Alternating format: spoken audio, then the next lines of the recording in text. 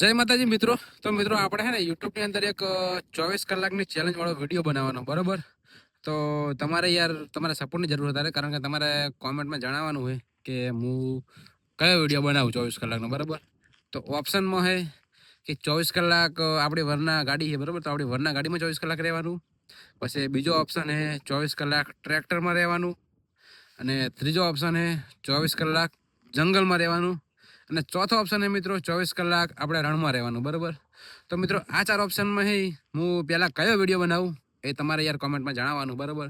તો જેની આપણે સૌથી વધારે કોમેન્ટ આવશે ને એ વિડીયો આપણે 24 કલાકની ચેલેન્જ વાળો વિડીયો બનાવશું, બરોબર?